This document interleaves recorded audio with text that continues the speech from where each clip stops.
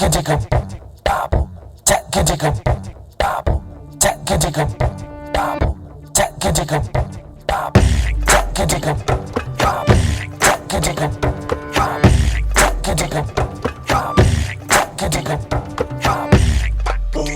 saya menanam bumi, menanam bumi.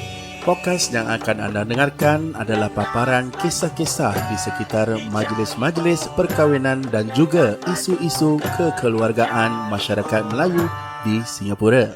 Sembarang persamaan yang dipaparkan di dalam podcast ini amatlah disengajakan. Kami harapkan paparan pengalaman kami ini dapat menjadi iktibar kepada semua lapisan masyarakat di Singapura.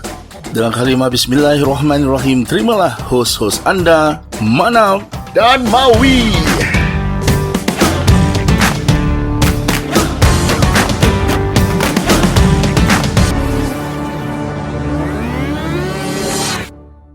Okay, Assalamualaikum warahmatullahi ta'ala wabarakatuh, ladies and gentlemen. Together with the both of us, saya Mim Alim Manap. Saya Mim Alif WI Mawi. Ini Manap and Mawi Show in Spotify and Apple Podcast episod hari ini dibawakan khas untuk anda oleh www.nakkawin.com. Dan nakkawin.com adalah sebuah portal pemasaran yang mempamerkan kesemua services dan juga produk-produk yang berkaitan dengan majlis-majlis walimah, baik pre ataupun post lah. Nak mak andam, Nak kompang nak fotografer, ataupun nak DJ. terus lusuri di laman Facebook dan juga Instagram mereka di Nakkawin SG. Ataupun boleh email mereka di info@nakkawin.com. Ataupun URL mereka www.nakkawin.com. Belit kau Selain daripada nakkawin.com, kami juga berkolaborasi bersama Hans Ezra, iaitu seorang pakar konsultan kewangan. Sultan. Jadi untuk keterangan lanjut tentang perkhidmatan yang beliau sediakan, boleh saja lungsuri laman IG beliau, iaitu @HansEzra. Ataupun anda boleh hubungi beliau di talian 90285600. Itu dia. Apa khabar Manap? Khabar baik, Alhamdulillah. So how are you? Asal Tak ada, jadi macam bodoh sikit lah. Penat, kita penat. tak makan ayam Oh, kau nak cakap pasal ayam terus Kita recap balik. For the past 1 week, apa telah terjadi? Ayam bermacam. Baru-baru ni orang kat Singapura sekarang tengah kalang kabut pasal ayam. Serius Bukan ayam yang pakai slipper yang ada dekat Jucat ke Geylang. ayam kat Geylang mahal tu. Dia sekali pakai tahu cakap berapa harga.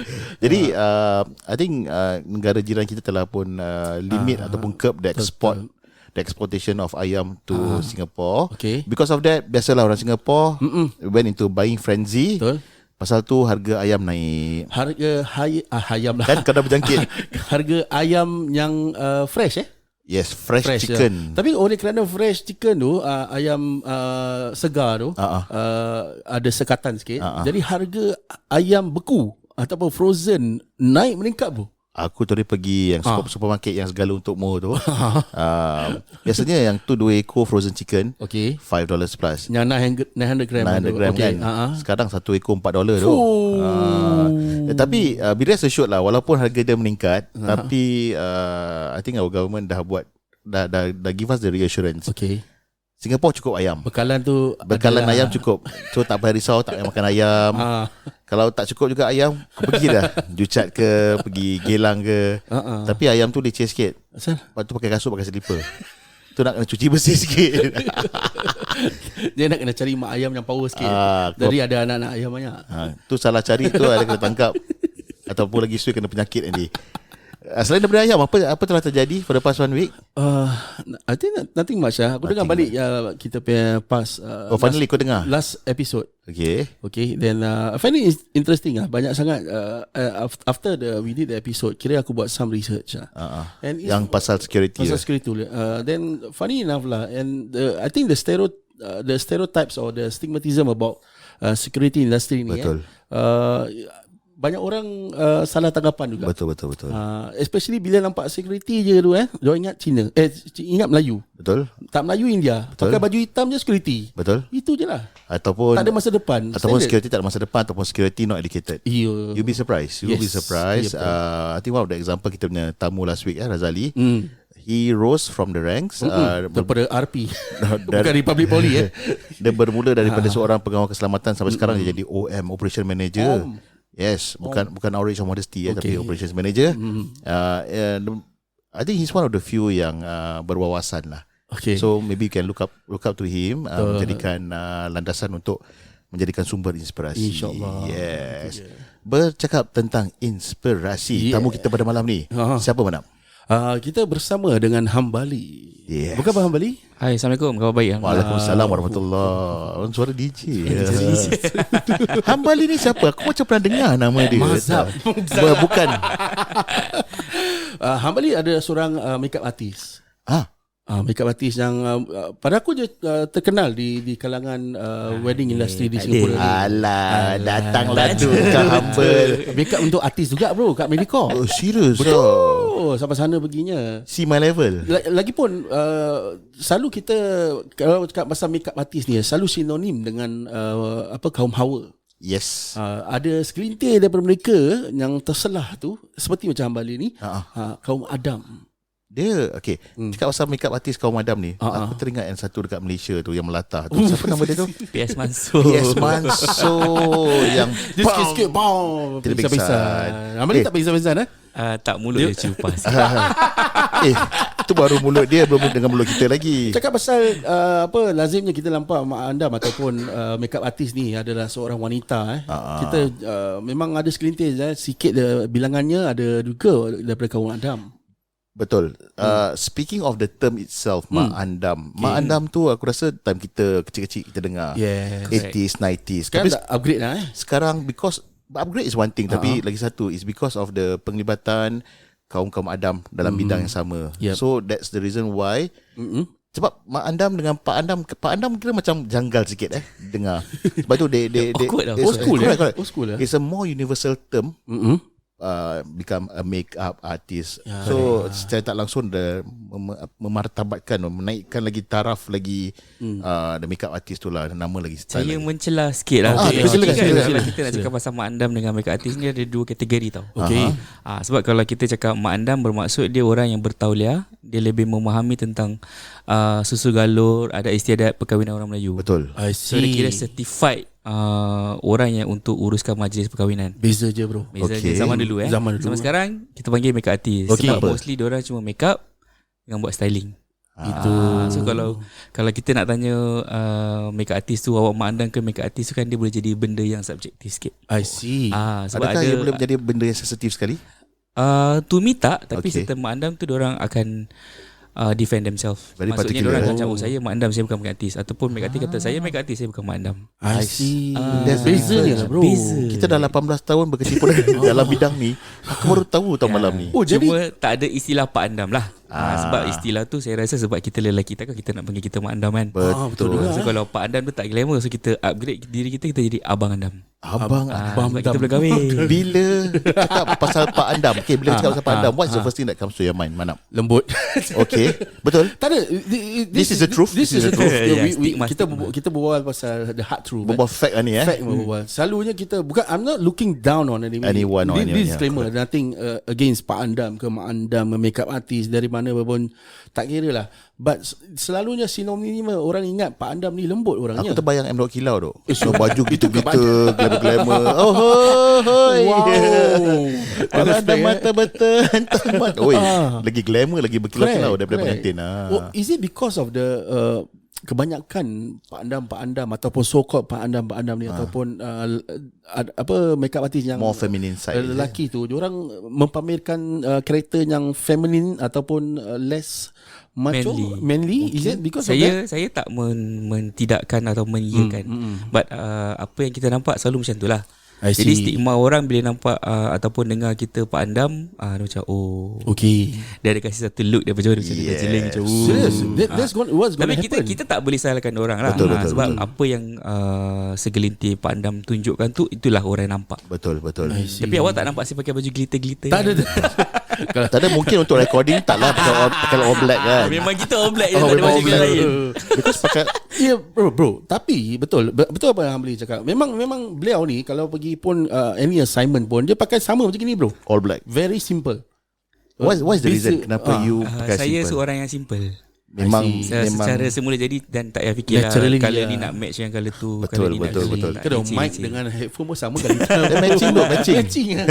Bukan apa, kadang-kadang bukan saja kepada makeup artist lelaki ataupun yang wanita lah. Okay. Tapi ada yang kadang-kadang dia punya over Oh yes. melebih daripada pengantin. Pengantin. Itu kita pun kena jagalah sebab kita sebagai orang belakang tabir kita tak boleh overshine. Overshine. Sebab itu I see. majlis orang akan kesian orang like it happens one in a lifetime. So kita tak nak overshadow lah. Betul juga bro. Pasal kita we are one of the wedding industry vendors juga. Kita orang DJ ni abang DJ ni kita nampak first hand view bro. Betul. First hand view. First hand view and bird's eye view ni nampak semua tu. Bila first masuk kita tak tengok pengantin dulu bro. Betul. Kita tengok mak andam siapa. Betul. And most often than not, bukan nak cakap apa, tapi mak andam dia outshine tau. Ya, sebab Lagi macam outside. cakap lah kalau mak andam dia kira macam kakak segala majlis lah. Wow. Maknanya dia kalau dia jalan dia orang tahu tu mak andam. Kak Long lah kira dia yang pegang itu, lagi. itu dia punya identiti macam dia nak kena pakai songkit kan. Jadi orang tahu oh ni mesti mak andam. Sampai datang satu tanggapan bahawa ada setengah mak andam yang so-called tarik seri pengantin. Wow. That one I know that is a bit taboo lah. I know, but this is naturally. Tapi naturally sebab kadang-kadang pun bang saya ada group team saya sendiri. So kadang-kadang ada pernah lah 2-3 kali yang pengantin tanya siapa assistant. So bila kita kasih nama dia macam boleh tak tukar orang lain. Ada dia punya preference. Jadi maknanya dia dah buat homework lah tentang latar belakang saya punya assistant ke apa I tu. see, Mungkin dia tergugat ke kita tak tahu. Mungkin. Tapi secara natural bila orang tanya soalan tu maknanya dia must be something wrong somewhere ataupun dia tak selesa. Betul. So, kalau you okay kenapa you nak tanya siapa I punya assistant kan? Betul. So Doesn't kat situ matter. kita kena alert lah. Okay. So ya. I think berbalik pada mulanya macam mana Hambali boleh tercetus minat untuk berkecimpung dalam bidang make-up ni. Saya punya perjalanan ni dia simpang siur sikit. Okay. Saya bermula sebagai seorang penari. Saya full time. I was a full time Traditional dancer. dancer. Traditional I dancer. see. Dengan one of the famous company kat Singapore lah. Tahu. Jangan cakap adakah Sriwana? Salah, Sri Warisan. Sriwari. Ni anak didik maksum lah ni. Yeah. So dari situ saya belajar lah. Kita belajar I see. tentang costume, grooming, stage presence. I see. Even we were taught a lot of things beyond that stage presence. Kita jadi MC, kita jadi pelakon, kita belajar vocal, harper, theater semua. So kat situ saya belajar lah. That is my institution. Okay. To start off with. Pada umur berapa tu? Lambat. Oh, serius late lah. bloomer lah ni. Lambat gila. Abang ni umur berapa? Saya. Kalau tak Kalau tak keberatan Kalau lah. tak keberatan teka. okey, tengok dia punya kening, minus CPF. dia punya tolak Saturday Sunday. Maybe 31, 32. Okay, saya belanja makan lepas ni. Wow. Betul Aku Salah. Oh, betul. Oh, aku nak salah. kasih rendah lagi lah. Dari dapat makan Tak ada belanja lagi. makan, cuba, tapi cuba. betul-betul dia lagi tinggi lah. I think you are about my age, 39. 39. Saya tahun Kau belanja dia makan? 40. Serius? Saya 83. You don't look 40 no bro. Does it come with a job actually? Dia Does it no, come with a job ni bro? bukan nak mengangkat, nak Tak, memuji, nak apa. saya pun tak tahu. Memang tapi saya nampak muda lah. Nampak muda tapi dalam dah sistem dah 80 kau tahun. jangan panggil aku abang. Walaupun aku lebih tua daripada kau 3 tahun je, tapi jangan panggil abang. I would just like to point out, I think this is a perfect example. Kita Yes. tak nampak Hambali is that age. Does it because of your job that you have to stay with that image or that apa kata orang tu you nak kena kemas rapi dengan your Tak adalah, presentation? saya kalau Ataupun awak, memang naturally you are naturally orang dia- macam itu. ni Tuhan ciptakan lah. Siapa dia jawab Mungkin- itu kalau dia kata dengan berdekat air wuduk ke apa, aku campak ni mikrofon kat dia. Tak lah, macam saya pun tak groom. Saya tak ada Relax take care of relax myself sangat. Tak ada lah. Cuma Is jaga it makan. important your presentation? I mean your outfit your presentation when you do your job kat wedding or any other events. The impression that you The create impression that to you the public. Of course, itu kita punya branding lah. I see. Yang penting first kita kena pakai yang sopan. Aha. Tapi saya tengok juga keadaan. Kadang-kadang saya pakai macam mana saya pakai sekarang ni, topi apa semua, sebab saya tak masuk dewan, saya kat belakang. You ada assistant lah. Sebab kalau saya masuk dewan, then saya kena dress up properly lah. I see. Sebab sekarang banyak dewan tak kasi kita masuk, tak tahu kenapa. So ada limitation on numbers of pack. So normally kalau saya kena certain venue, saya tengok saya tak boleh masuk, saya pakai simple lah. I see. Because saya kat dalam changing room je. Kau imagine orang macam kita jadi Pak Andam datang make up artist. Orang tak ujung tapi saya kuku banyak tak percaya. dapat macam orang kata, oh dia ni make up artist mesti dia ni glamour, you know, that kind of thing. Tak ada. Saya bangkang lah benda tu. Tak semestinya lah. Tak semestinya. Okay, we go back again. Go back. You bermula lambat. Umur berapa? Saya mula menari waktu tu 18 tahun. Menari. Only then. Muda juga Because 18. No, for a penari 18 dah keras tu, dah lihat tu. Sebab saya before that saya budak madrasah. Saya bapak saya betul nak kata jadi ustaz. simpang siur betul lah dia ni. Wow. So I was a full time madrasah student sampai umur saya 17. Kemudian saya stop. Saya masuk ITE. Dekat ITE tu kira saya start saya punya huha lah. Saya nampak dunia. Dan Faham. memang minat menari tu memang ada daripada kecil lah. Tapi saya tak macam tak tekan sebab kita dalam Terbendung bidang lain kan, bidang ukhrawi kan, ukhrawi dia punya makhraj huruf dia kan. Bila masuk ITE tu then orang start to pull lah. I see. Okay, so the rest is history. tamu touch lah. Nanti Tak, kau saya okey. Hati mana? Saya hati Amokyo. Hati Amokyo. Okay. Betul 80. Tak, tapi saya batch lambat kan sebab saya during madrasah tu ada repeat few times. Saya daripada batch Ustaz Yusof pergi Ustaz Nuzhan. Dari situ saya lambat lah, kira ada 2 years gap. I see. So NS pun lambat. ITE saya dapat masuk setahun je sebab direct second year intake. Skip one Tapi year. ada NS tak? Pergi NS? Pergi. Sebab masuk IT ni pasal kan? Masuk ITE. Okay, NS mana? Civil defense. I see. Firefighter. Oi, Tapi saya drop course. aku dah confused lah budak ni. Perjalanan dia daripada madrasah, ITE, firefighter, So jadi driver. Sebab nak balik, tak nak stay in. You are smart. The king lah. Nak hidup. Tapi macam mana what gives you the courage to take up that to take that leap to ceburkan diri atau nak bercampur dengan orang-orang yang orang-orang Sri Warisan ni, macam mana? Saya sebenarnya bila waktu madrasah tu saya dah stress lah, because dulu tak ada sistem. No, actually tak ada sistem lah. Macam saya tak faham diorang punya sistem sebab dulu kita bukan under mana-mana. Ya, sendiri kan. Dia Berapa macam- subjek Ali? Tak salah saya 18 ke 22. Mampus. You lah. 22. Apa Syak? Subjek apa? Orang apa yang kita belajar kat Fikir, Nahu, Quran, Hadis. tafsir, Hadis ada, Hadis, sirah. on top of that yang kita belajar kat Sains, Skrilla semua ada. Tapi kita Ustaz paling juga. mencabar sebab hafalan lah. Sebab Hafalan dalam kan. benda ukhrawi ni dia kena banyak menggunakan minda. Okay. So hati tak bersih, otak tak masuk macam kau. Betul. Ya. So macam mana you bercampur? So saya cakap dengan bapak saya lah. Waktu tu saya rasa saya dah tak boleh. There's a point of kat sekolah tu saya tahun tu saya nak berhenti. Okay. Tapi saya tak bilang bapak saya. So Alright. the only reason saya nak berhenti is to fail the whole examination. But before that you did well lah. I mean you did okay. It was a struggling pace lah. Okay. But you sebab still managed to tu- scrape through lah. Tapi kena macam repeat 1 tahun. Okay, macam, faham. Dia ada 4 asasi. Whereby you fail satu je, kira consider you fail the whole thing. Yeah, correct. Serious So tu a bit difficult lah during that time.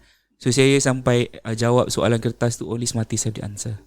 Serious? All my examination punya paper saya jawab only Smarties have the answer. Dia Google Smarties kan ada tagline right. Memang So lama I Smarties. wrote that. Sengaja lah nak Sengaja. nasib fail lah. So kena panggil principal panggil semua cakap, why you buat macam gini ke semua lah. So I just want to quit. I cannot take it already lah. Okay. So bila saya lompat bunuh diri tu, nak keluar daripada madrasah tu, there's a friction dengan family lah. Of course Especially lah. my father kan. So dia Understandably, macam yeah. oh my son don't want to do this. Hmm. Sebab hajat dia besar waktu tu. I see. Dia pasang niat waktu tu dia pergi haji. So dia, mak saya bunting dengan saya, dia nak saya jadi seorang ustaz lah. Tapi bila saya cakap saya nak berhenti tu, I think the Disappointment lah. disappointed lah gila kan. correct. So but saya promise dengan dia yang this is not my line, but I can prove you something else if you give. I was given the chance lah to prove myself that saya can do well in another stream. And alhamdulillah lah, dari situ saya tunjuk saya boleh belajar. And saya more to hands on. Okay. Sebab ITE dah ada macam-macam kan. IT buat So, apa IT? Kat Mokyo. Saya Dia dah ketawa ni, confirm. Mechanical technology. Aku dah agak dah. Lari je. Piping semualah. Okay. So alhamdulillah first year ada dapat GPA 4. Wow. Alhamdulillah 4.0 full. Tapi itu pun bila saya dapat, cikgu kata I have to meet your parents. I see. So benda ni tak ada waktu zaman madrasah kan. Madrasah kita tahu kita dapat report card merah atau biru je. Betul. So bila kena panggil tu dia dah bising. Dia macam apa lagi kau buat kat sekolah ni, kenapa aku kena datang sekolah kau semua gini kan. So when the teacher spoke to him that I got 4 for my GPA, then baru dia macam okay. That means this boy prove something to him lah, yang saya boleh belajar daripada saya tak nak belajar langsung.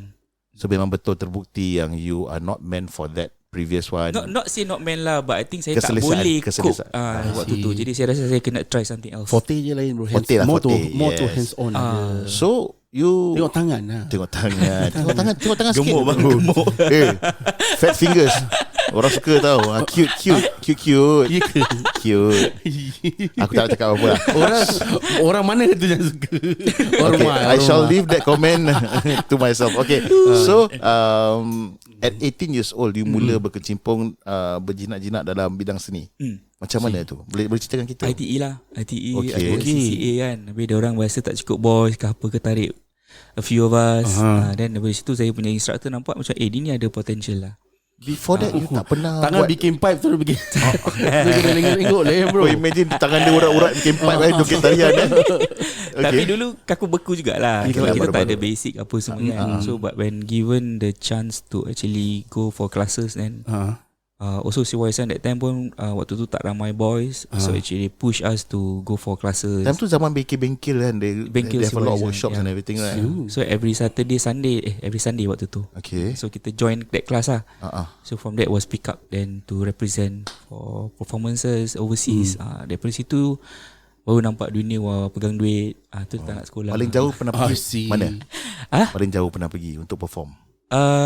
Greece. Wow. Tak Spain? terpeleset kat Greece. Tak. Greece. Greece. Banyak orang terpeleset tau kat Greece. Dulu kita frequent flyers lah orang kata. I see. Sampai Greece Greece tu. Tapi Greece is a very dangerous country. Asal selalu Banyak orang terpeleset. banyak orang kena sama peti ke? Tak, terpeleset. Sebab Greece licin. Minyak. Greece pun kena banyak sama peti. Kenapa? Greece lightning. Kepala otak aku akan jawab aku bodoh. Jom kau lagi. Okay, so it was a great experience there lah. an eye opener. Eye opener. Saya dapat banyak belajar benda, dapat tengok dunia. Dapat Then tengok budaya from there orang, kita dapat pegang duit. I see. Then lepas ITE, janji bapak lepas NS nak pergi sekolah sambung poli. Sebab good grades kan. Oh, okay, GPA you 4 manage bro. Boleh apply for poly. But I cakap dengan bapak, we settle NS dulu. After that they don't bug me lah. Sebab dah 2 kali defer kan ITE. Dia pembohongan yang Bukan sering pembohongan. Dia bukan pembohongan. Alasan. Tapi dia alasan. Dia Alasan. macam you know that you akan okay bah, never mind. I finish my NS then I go poly. But before that kita tak sekolah kan. So kita dah Lihat kerja pegang duit. Lihat kan. So bila kita dapat duit tu macam why I must study then I can earn Correct, this much. correct. Sayang sih. Okay, okay. Waktu tu muda, boleh travel. Seriously Travel the world. Habis paid expenses lagi kan. Dapat ono lagi. Then Kira safe to say that you lose focus that part on that. Of course. Kira sekarang ni kalau tanya balik, saya nak pergi poli. why sama tengok macam aku dulu muda-muda Menyesal. dah pegang duit dah kerja kan. correct. Kita lupa tau kita punya like our basic tapi dah Garis sekarang panduan dah tua ni kan, baru fikir Tapi kalau sekolah saya nak bodoh belajar tak boleh. Dah karat Dia bukan dah karat, dia punya file dah hilang dah. Corrupt. Dia punya root, dia punya root file dah habis lah. Tak ada dah, tak boleh. So okay, you that's where you mula tertarik dalam bidang ni lah. Bidang seni. You masuk Seni. seni warisan. dapat penari tu jadi apa terus. What else can you do? What else can you do? Kita jadi dance instructor. Okay.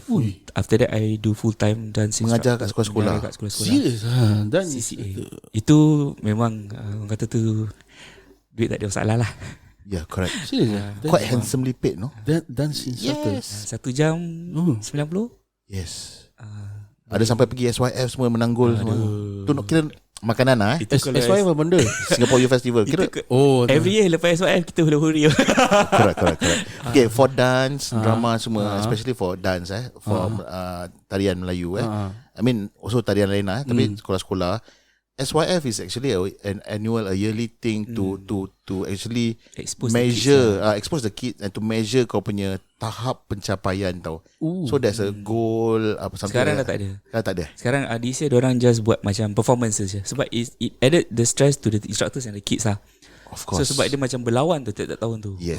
So instructor dengan instructor bergaduh. Serius lah. Bukan bergaduh lah, macam bermasam. rivalry, Rivalry. Student dengan student pun pressure kan. So diorang tak buat any Dia paling banyak you pegang berapa banyak sekolah at one time? 6. Kau? 6 sekolah. Itu tahun 2009-10.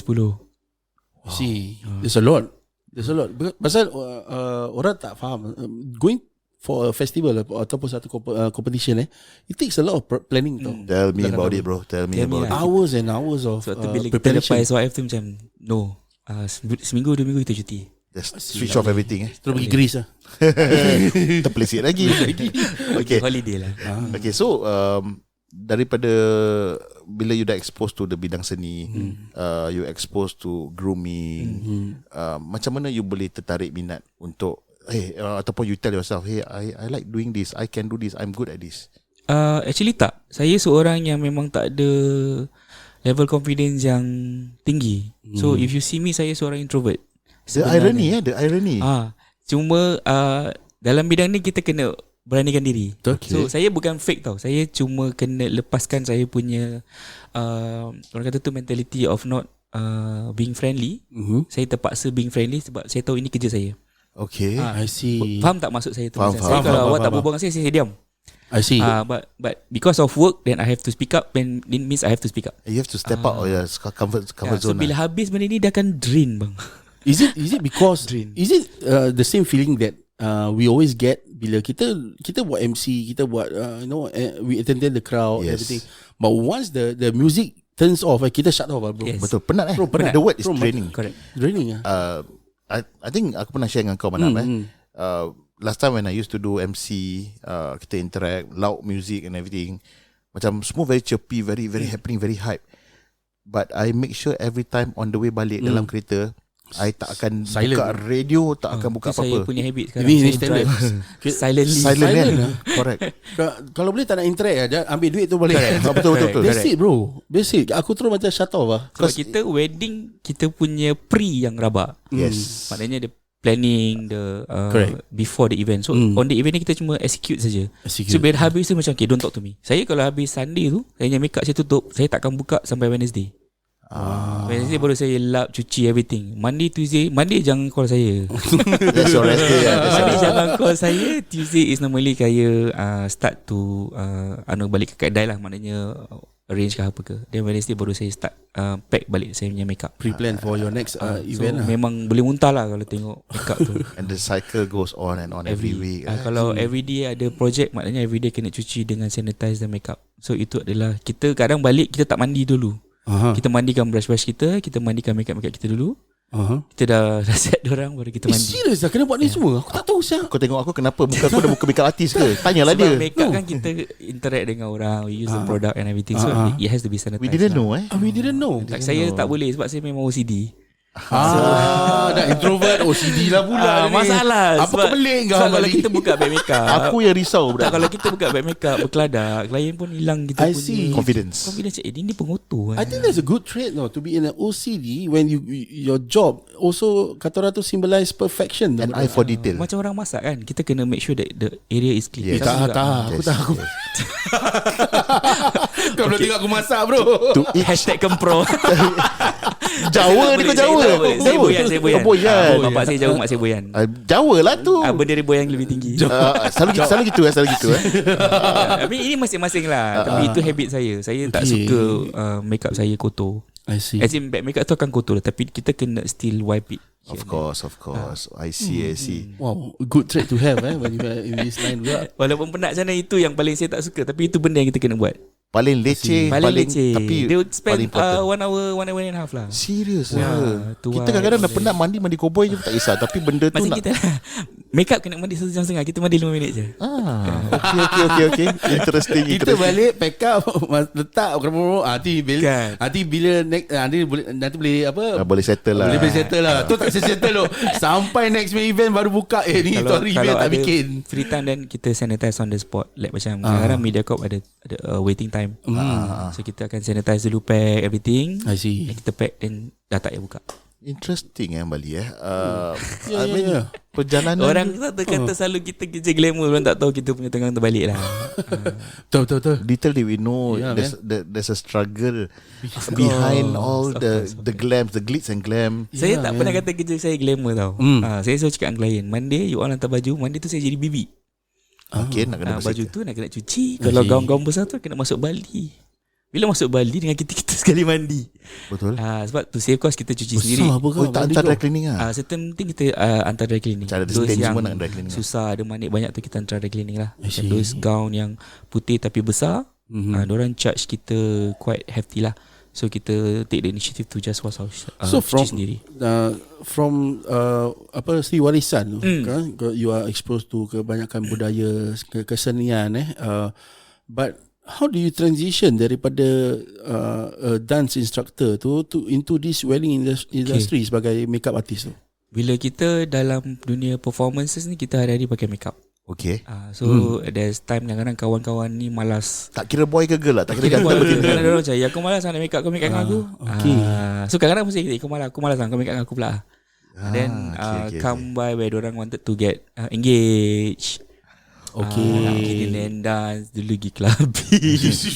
Betul. Dulu betul. saya so macam pakai makeup. bukan makeup pengantin lah, macam you know that, nak buat brow ke, nak pakai eyelashes, that's the starting point lah. So I think one of my closest friend, orang tunang yang kita start makeup. But you have no formal training, no formal education in Tak ada. at that point of time Tak lah. ada. Apa Semua kita belajar dekat learn dance by tu, observe. kita makeup dance tu jadi makeup untuk tunang. Bodoh lah, dulu bodoh kan. So you start off from your circle of friends. Correct. And then you expanded from there. Correct. Daripada word of mouth lah. Correct. It takes a lot of time now for that now. Correct. How long did you manage to establish nama? Establish your Saya name? start 2000. Kalau nak ikut tahun 2008, saya start makeup. Oh, okay. Dan saya go professionally 2011. 2011 is So where saya ada company sendiri. I see. But saya berbual kedai kopi dekat Lau Pasat depan Sate nombor 7 tahun 2006.